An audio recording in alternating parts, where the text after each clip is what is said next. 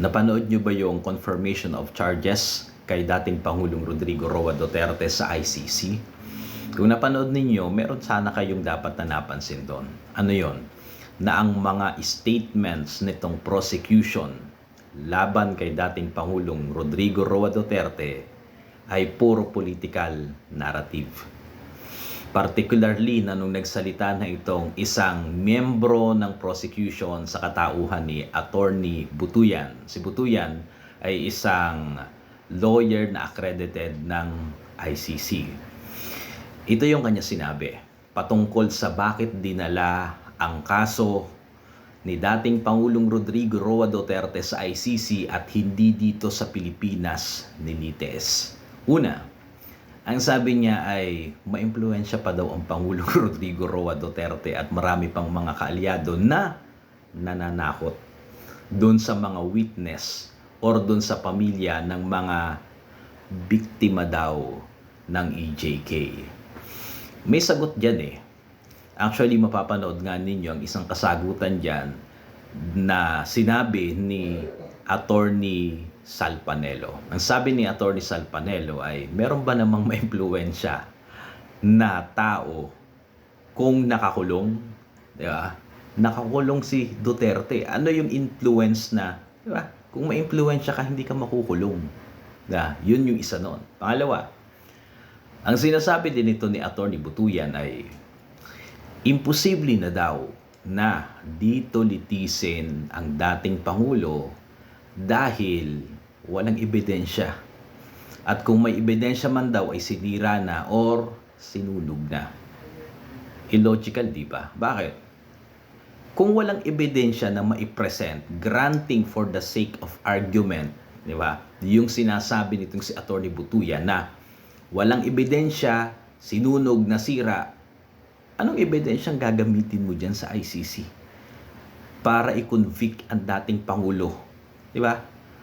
Yung pangalang dito sa Pilipinas na nandito mismo ang korte, ang hirap mo ng patunayan dahil wala kang ebidensya. How much more dun pa sa pagkalayo-layong bansa? Paano ka makapagpo-provide ng ebidensya? So yun lang ibig sabihin, politika ito. Bakit ito politika?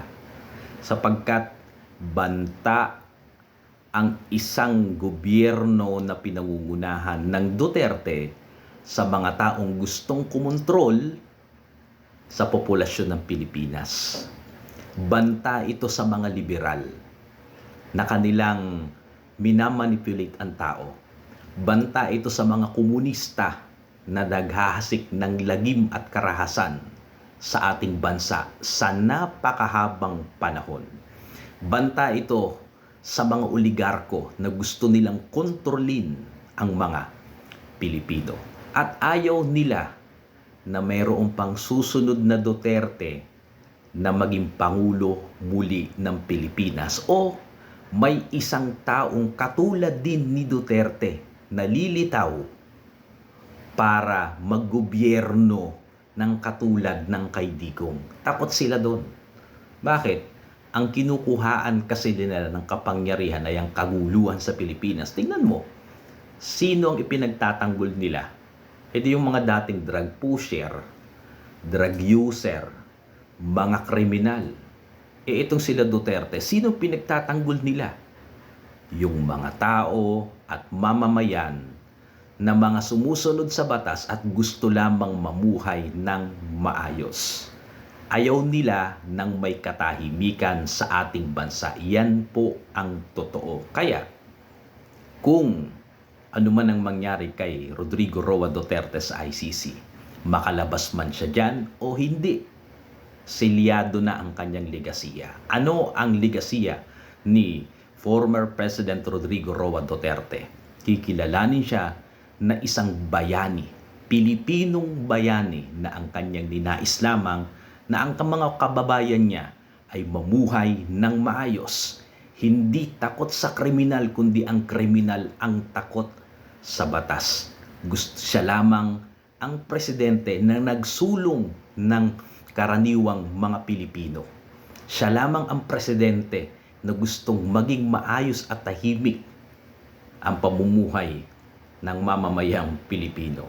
So, ang katauhan ba ni Rodrigo Roa Duterte ay mananatiling sa kanya na lang? Hindi.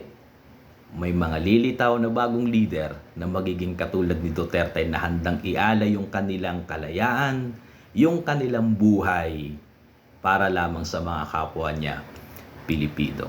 So therefore, selyado ang legacy ni Rodrigo Roa Duterte, isa na siyang bayani. Kaya huwag tayong malungkot. Oo, siguro malungkot tayo ngayon, di ba? Dahil sa nangyayari na pinupolitika siya diyan sa ICC. Pero in the long run, in long term, makikita ninyo, kikilalanin ng buong sambayan ng Pilipino na itong si Rodrigo Roa Duterte ay isang bayani na nagtanggol sa mga maliliit na Pilipino.